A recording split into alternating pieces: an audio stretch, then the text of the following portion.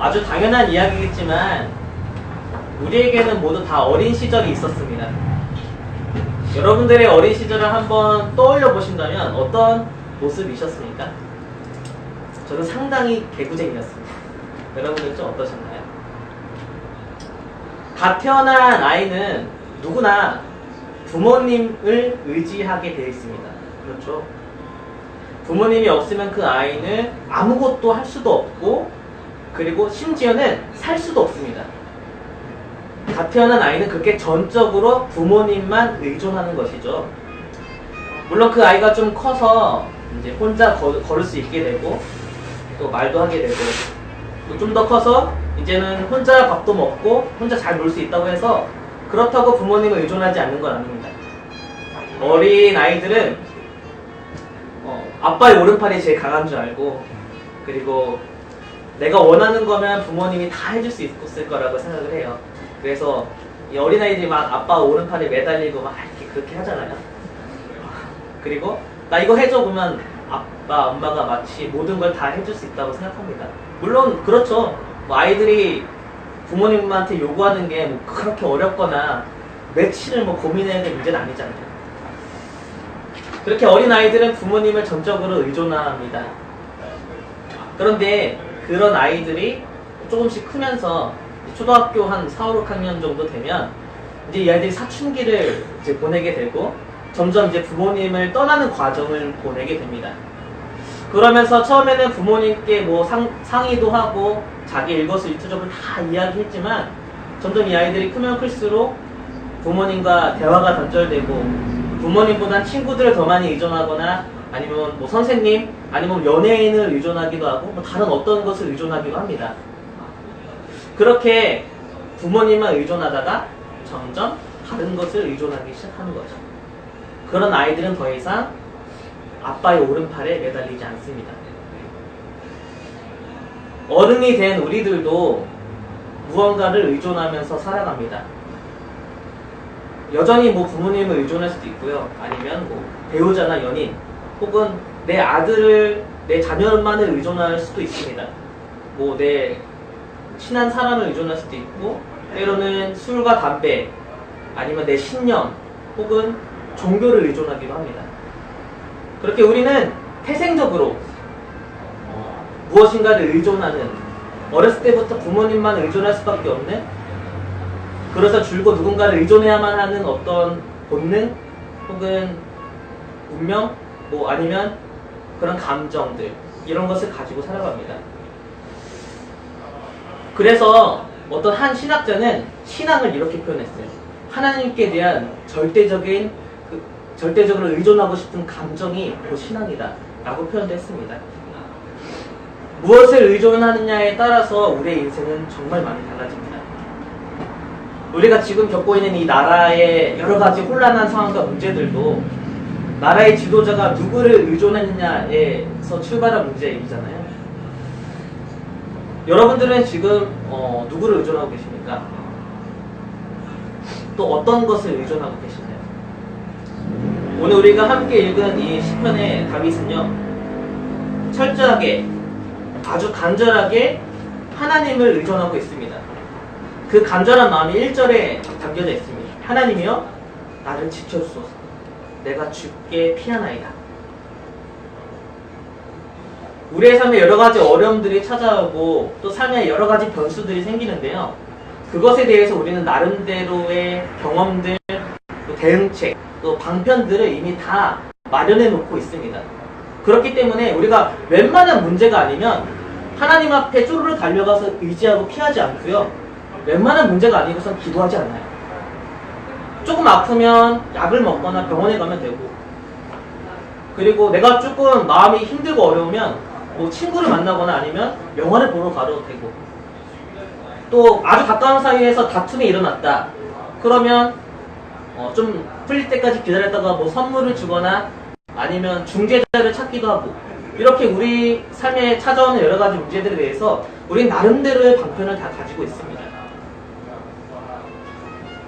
그러면 그럴수록 우리의 삶에서 실제적으로 하나님 앞에 맡기는 일, 기도하는 일은 적어지고 기도하는 시간도 점점 적어지게 되는 것이죠.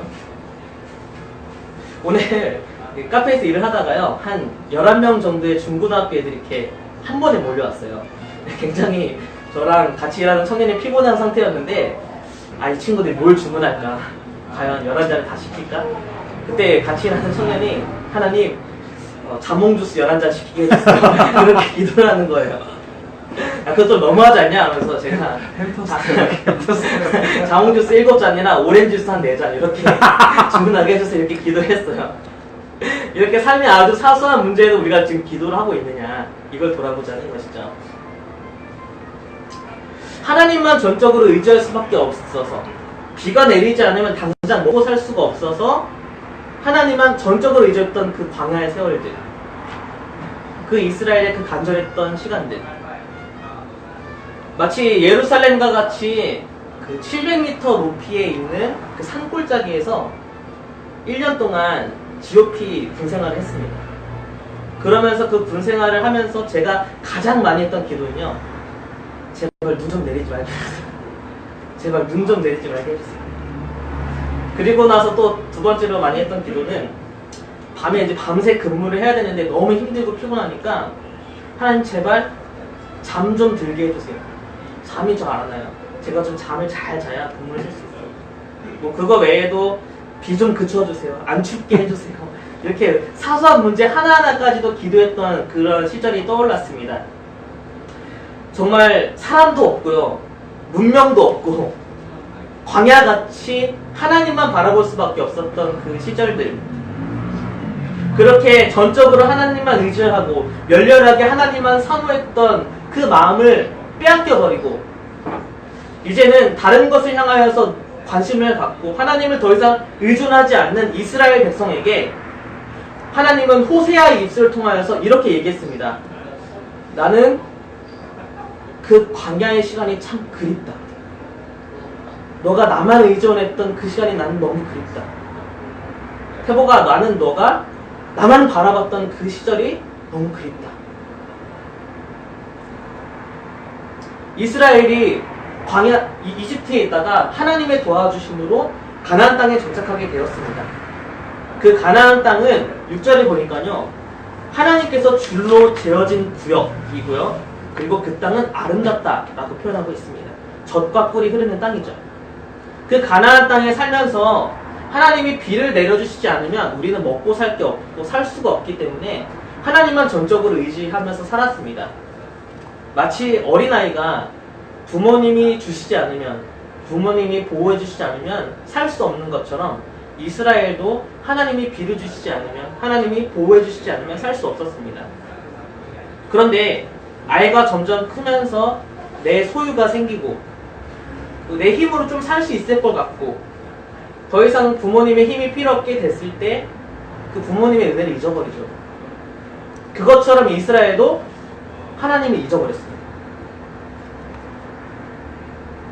하나님이 준 땅에서, 하나님이 주신 땅인데, 햇빛을 주신 것도 하나님, 비를 주시는 것도 하나님, 그래서 이 소유를 같이 키웠는데, 근데 그 수확한 아름다운 그 결실과 열매들을 하나님께 드리지 않고 무성하게 드린다라고 생각하면, 하나님은 그것을 보면서 얼마나 서운하고 가슴 아프고 가증하다라고 생각할 거예요. 4절에 보니까 이스라엘 사람들이 실제로 그랬어요. 다른 신에게 예물을 드리는 자는 괴로움이 더할 것이라.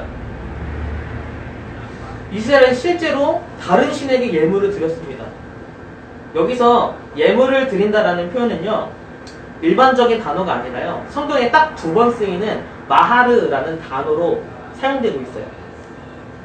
이 단어가 성경에 2번 쓰이는데, 딱 첫 번째는 예물을 드린다라는 표현이고, 두 번째는요, 남자가 한 여자와 결혼하기 위해서 그 지참금을 준비해서 지참금을 주고 그 아내와 결혼한다. 그 지참금을 준다라는 뜻이에요. 그 아내를 사랑하기 때문에, 그 사람과 결혼을 하고 싶어서. 예수님이 살던 당시에도 이스라엘 사람들이 결혼하기 위해서는 일단은 약혼을 하게 되고, 약혼을 한 후에 신랑은 신랑 집에서, 신부는 신부의 집에서 한 1년여 정도의 그 준비 기간을 보냅니다. 신랑으로서의 준비, 신부로서의 준비. 그러다가 이제 신랑의 아버지가 얘가 어느 정도 준비가 됐다 싶으면 그 신랑을 신부의 집에 보내요.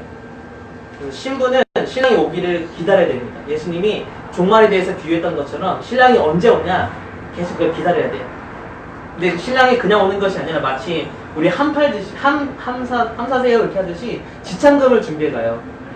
그래서 그 지참금을 줘서 그 아내와 결혼할 수 있게 되는 거죠. 얼마나 그 아내와 결혼하고 싶고 사모하고 사랑하면 얼마만큼의 대가도 상관없이 지참금을 주는 거죠. 제가 굉장히 친한 결혼한 우리 전북 강남수 부사님한테 물어봤어요. 매덕 주고 매 조를 준다고 해도 아내를 안 바꿀래? 그러니까 절대 안 바꾼대요. 어떤 대가를 지불해서라도 절대 아내와 바꾸지 않는다. 그렇게 얘기를 하더라고요. 다윗도 미갈과 결혼하기 위해서 수많은 블레셋 사람들과 전투를 하지 않았습니까? 그것처럼 이스라엘이 지금 하나님이 아니라 이방신, 우상을 사랑해서 그 우상에게 지참금을 준비해서 예물로 드린다는 거예요. 하나님이 아니라 그 우상을 사랑해서 열렬히 사모해서. 호세아의 말씀에 보니까 너희가 하나님을 버리고 남편인 하나님을 버리고 간음했다. 그렇게 표현하고 있습니다. 우리도 한번 우리에게 주어진 오늘의 하루의 시간을 한번 객관적으로 한번 물리적으로 한번 계산을 해보면요. 사실 저에게도 굉장히 찔리는 문제인데 우리의 하루의 오늘의 시간 그리고 우리의 돈 그것을 얼마만큼 하나님을 위해서 지불하고 하나님께 드리는가 이것을 한번 돌아보기 원합니다. 우리가 좋아하는 일을 위해서는 시간을 마음껏 쓰고 투자하고 또 아무리 뭐 큰 돈이 들더라도 그것을 투자해서 우리가 좋아하는 일을 하잖아요. 그것처럼 오늘 하루의 시간 동안 내가 하나님을 위해서 얼마나 많은 시간과 얼마나 많은 대가를 지불하면서 하나님을 사모하고 그 자리로 찾아갔는가. 물론 제가 카페에서 일하는 것도 하나님을 위한 일이긴 해요. 그렇지만 전적으로 하나님이 너무 고파서 하나님이 너무 간절하고 보고 싶어서 그 하나님을 위해서 드려지는 시간이 얼마인가 나에게. 제가 집에 들어가면요 강아지가 하루 종일 혼자 있었어요. 그래서 제가 집에 들어오면 저를 열렬히 사모하고 난리가 납니다. 제가 그 안타까움이 있어서 그 강아지를 위해서 뭐 밤 11시에 들어가고 이래도 꼭 데리고 나가서 산책을 해요. 그 강아지를 너무 사랑하고 같이 있고 싶기 때문이죠. 하물며 하나님께는 어떻겠습니까? 정말 순전히 하나님만을 위한 시간, 순전히 하나님만 사랑해서 드리는 시간들. 지금 내 삶을 객관적으로 돌아보면 내가 정말 하나님만 전적으로 의지하고 있는가? 내 삶을 그냥 바라본다면 내가 정말 하나님을 믿는다라고 증거할 수 있겠는가? 이것을 돌아보기 원합니다. 시편 기자는 오늘 저에게 그리고 우리 모두에게 아주 강력하게 이렇게 선포하고 있습니다. 우리 2절 말씀 함께 같이 읽어보도록 할게요. 2절 말씀입니다. 시작. 내가 여호와께 아뢰되 주는 나의 주님이시오니 주밖에는 나의 복이 없다 하였나이다. 아멘. 시편 기자는 하나님에 대해서 두 가지로 고백합니다. 첫 번째, 하나님은 나의 주인이십니다. 그리고 두 번째, 하나님만이 나의 복입니다. 여기서 복이라는 단어는요 토브라는 단어인데 이 토브라는 단어는요 사실 좋다는 의미예요. 하나님이 이 세상을 지으시고 첫째 날 복이 좋았다. 셋째 날 보기에 너무 좋았다. 넷째 날, 다섯째 날, 여섯째 날 보기에 좋았다. 그리고 이 모든 것을 보시고 보기에 너무 심히 좋았다 라는 그 좋았다 라는 표현이 토브예요. 그러니까 시편 기자는 하나님밖에는 나의 좋은 것이 더 이상 없습니다.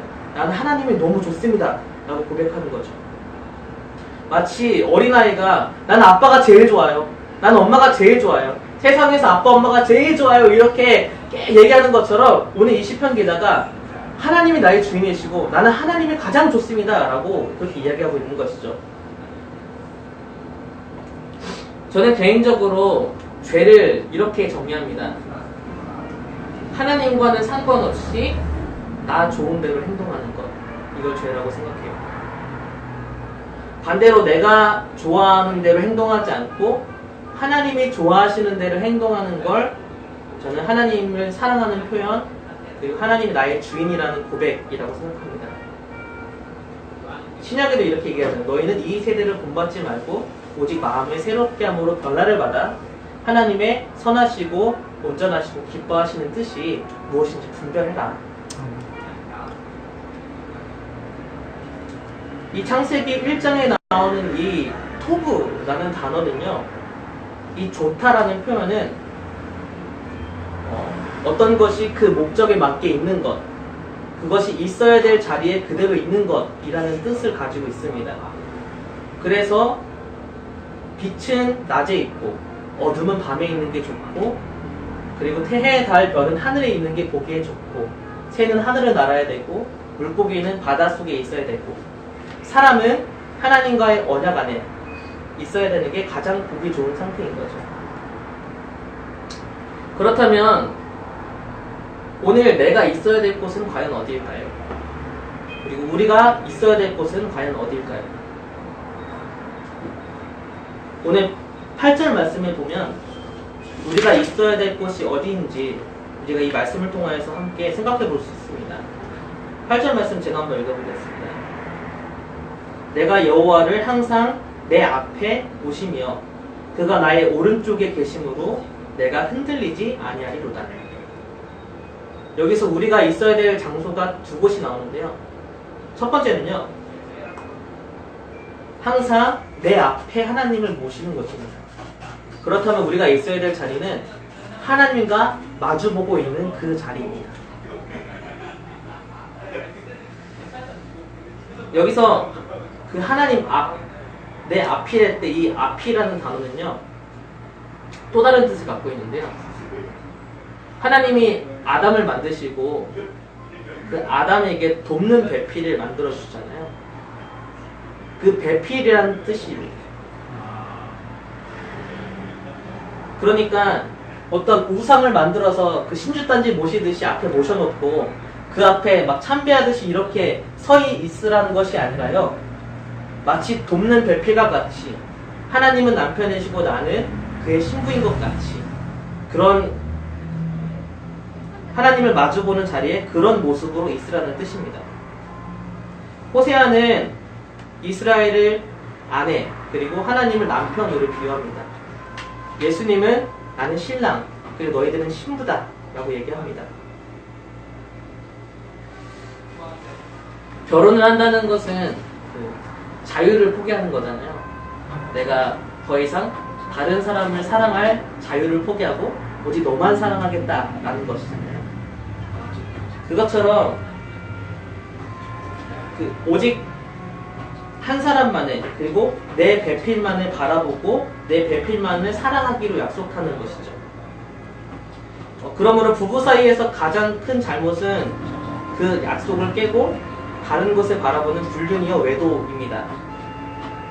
그렇기 때문에 우리가 있어야 될 자리는 단순히 하나님 앞이 아니라 하나님과 마주보는 자리가 아니라 하나님만 사랑하는 자리, 하나님만 사모하는 자리, 바로 그 자리가 우리가 있어야 될 자리라는 것입니다. 우리가 얼마나 하나님을 사랑하고 있습니까? 그리고 우리는 얼마나 하나님만 사랑하는 그 자리를 따로 만들고 그 자리를 지키고 있습니까? 다시 한번 우리 하나님께 우리의 시간을 내어드려서 우리의 삶을 아주 사소한 것까지 다 드리고 하나하나 상의하고 물어가면서 우리가 있어야 될 그 자리를 회복하는 시간이 되었으면 좋겠습니다. 우리가 있어야 될 자리가 먼저 하나님과 마주보는 자리라면 두 번째 우리가 있어야 될 자리는요, 바로 하나님의 오른편입니다. 11절 말씀 보니까 이렇게 기록되어 있어요. 주께서 생명의 길을 내게 보이시리니 주의 앞에는 충만한 기쁨이 있고 주의 오른쪽에는 영원한 즐거움이 있나이다. 8절에도 이렇게 되어 있습니다. 그가 나의 오른쪽에 계심으로 내가 흔들리지 아니하리로다. 이 하나님의 오른팔, 이거는요 성경에서 아주 전능함, 보호, 권능을 상징합니다. 이스라엘은 하나님이 오른쪽에서 오시는 줄 알았어요. 그래서 성전도 동편의 문을 만들었습니다. 하나님이 그 전능하신 하나님이 이 오른편에서 나를 지키러 와주신다라고 생각했기 때문이죠. 그것처럼 우리가 있어야 될 곳, 바로 그 전능하신 우리의 삶을 보호하시는 하나님이 오른팔로 우리를 지켜주시고 보호하실 때 그곳에 우리가 있어야 된다는 소리입니다. 마치 어린아이가 아빠의 오른팔이 가장 강한 줄 알고 그 오른팔에 매달려서 아빠와 함께 즐겁게 아빠를 의존하는 것처럼 우리 또한 다시 하나님만 전적으로 의지하고 하나님의 오른팔에 매달려서 그 하나님만 의지하자는 것이죠. 오늘 우리 모두는 하나님만 사랑하는 자리, 그리고 하나님만 의지하는 자리를 다시 한번 지키기를 원합니다. 바라기는 여러분들의 삶의 자리에서 그 자리를 만드는 것도 참 좋은데요. 이 공간이 하나님을 사랑하는 자리, 하나님만 의존하는 자리, 하나님의 오른팔이 함께 하시는 자리, 하나님의 오른편이 되는 그런 자리가 되길 원합니다. 그리고 더욱더 소망하는 건요, 바로 이 자리, 이 기도실의 자리가 하나님을 만나는 자리, 하나님을 사랑하는 자리가 되길 원해요. 이곳이 하나님의 오른편, 하나님의 오른손이 머무는 자리가 되길 원합니다. 우리 교회 어떤 사람이 와더라도 이 공간이 하나님을 사랑하고 하나님을 의존하는 그런 자리가 되기를 소망합니다. 우리 이 말씀을 함께 기억하면서 아까 고백했던 찬양을 다시 고백했으면 좋겠는데요. 우리 주께서 다스리네라는 찬양을 다시 한번 고백하면서 주님만 의지하겠습니다. 주님만 사랑하겠습니다. 주님만 예배하겠습니다. 이런 고백을 하나님께 다시 올려드리기로 원합니다.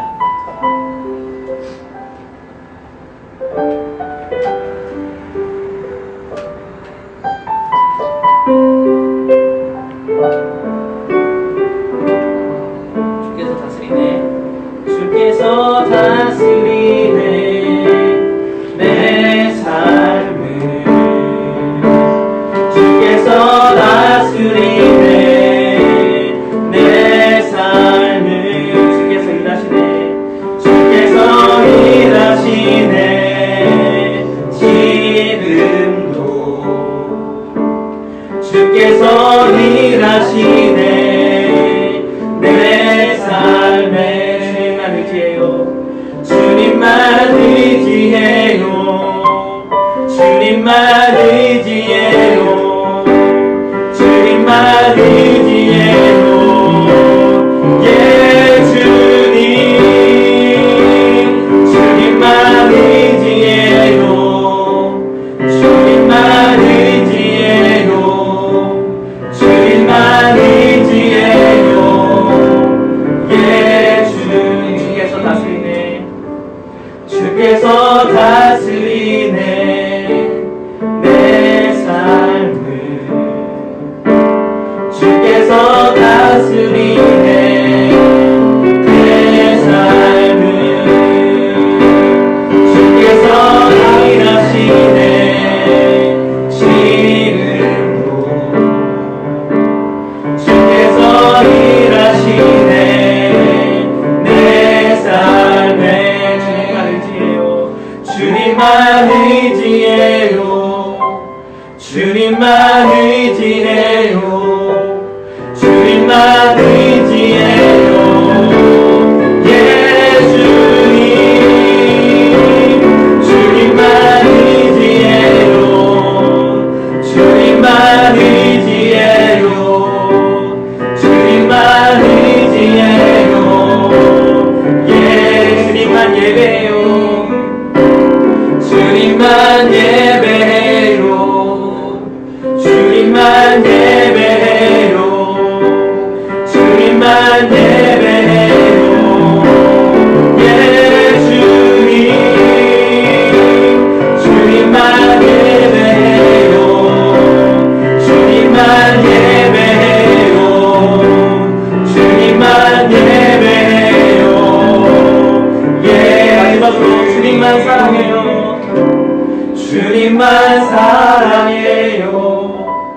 주님만 사랑해요.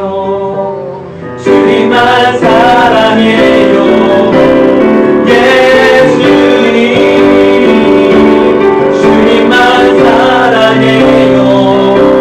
주님만 사랑해요. 주님만 사랑해요. 예 주님. 우리 함께 기도하겠습니다. 먼저는 우리가 얼마나 하나님을 의지하고 있는지를 돌아보기 원합니다.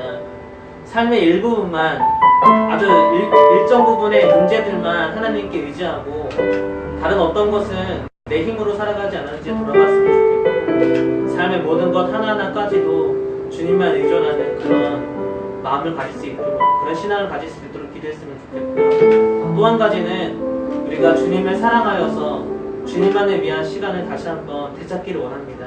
다른 어떤 것이 아니라 주님께 사랑을 고백하고 주님만 예배하는 자리를 회복할 수 있도록 이렇게 기도했으면 좋겠습니다. 기도하도록 하겠습니다.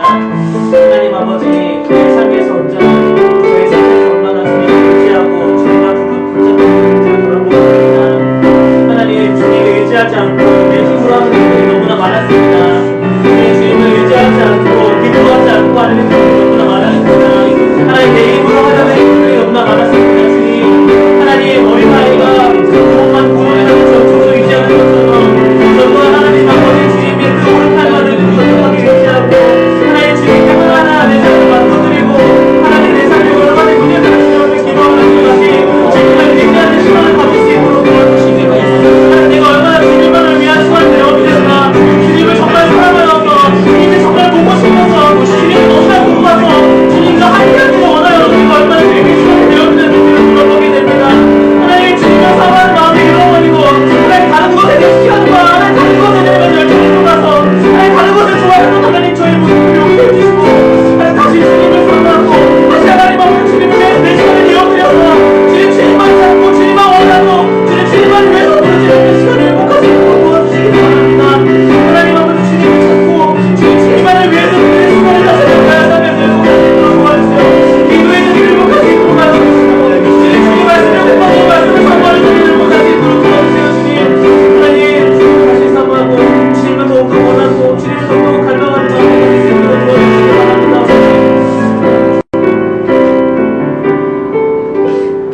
내 삶의 기도가 회복되길 원합니다. 주님께 내 모든 것을 의존하고 내 모든 것을 맡겨드리는 기도가 회복되길 원하고 다른 어떤 걸 바라는 게 아니라 내가 정말 주님을 원합니다.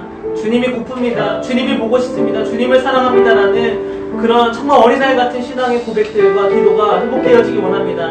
삶에서 그런 자리가 회복되게 해주시고 바라기는 이 교회가, 이 공간이 하나님을 의지하는 자리, 하나님을 사랑하는 자리, 주님께 기도하는 자리가 될 수 있기를 소망하면서 우리 함께 기도했으면 좋겠습니다. 기도하도록 하겠습니다. 하나님 아버지, 우리가 살면서 우리가 있어야 할 자리를 회복하게 해주시기 원합니다. 하나님을 전적으로 의지하고 하나님 앞에서 교만함을 모두 버리고 하나님 어린아이같이 말하자고 하나님이 도와주시지 않으면 하나님께서 가르쳐주시지 않으면 어떠하게 하나님을 해결할 수 없습니다.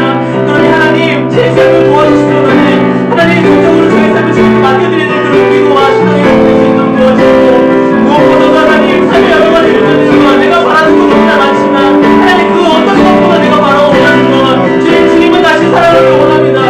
주님은 다시 열렬히 사모하기를 바랍니다. 하나님 주님만을 간절히 원하고 주님을 공부하고 주님을 보고 싶어하고 주님을 찬양하고 그런 기도가 회복되어지기를 원합니다. 삶에서 그런 아버지 우리의 기도의 자리와 주님의 모든 것을 맡겨드리는 자리를 회복하되 하나님 아버지 무엇보다도 이 교회 이 공간이 하나님 주님을 찾는 자리가 되기 원하고 주님을 사랑하는 자리가 되기 원하고 하나님 주님을 원하고 주님을 간절히 찾는 그런 자리가 되어지기를 원합니다. 하나님 삶에서 주님을 만나는 자리를 놓치지 않도록 하여 주시고 삶에서 주님을 의존하는 그 자리를 놓치지 않도록 하여 주시고 삶에서 하나님 주님을 사랑하여서 주님께 드려지는 그 자리를 놓치지 않도록 빼앗기지 않도록 지킬 수 있도록 도와주시고 주님만을 사랑할 수 있도록 하여 주시고 주님만을 원할 수 있도록 하여 주시고 마지막으로 우리 교회를 위해서 함께 기도를 할 텐데요. 많은 기도의 제목들이 있지만 우리 함께 이 시간 목소리를 높여 기도하는 것은 하나님 주님의 오른팔이 머무는 그런 교회가 되기 원합니다. 주님의 임재가 함께하여서 이곳에 주님의 충만한 기쁨이 있고 주님이 함께 하시는 즐거움이 가득한 교회가 되길 원합니다. 주님이 함께 하심으로 이 자리에 있는 자들이 흔들리지 않고 주님의 보호하심을 경험하는 자리가 되길 원합니다. 그 어느 누가 와도 주님이 보호하시고 주님이 우리를 사랑하시는 것이 경험되어지는 그런 자리가 되길 원합니다. 우리 교회를 위해서 함께 이 기도 제목 가지고 기도하고 자유롭게 기도하고 돌아가셨으면 좋겠습니다. 함께 기도하도록 하겠습니다. 하나님 아버지, 우리 교회를 위해서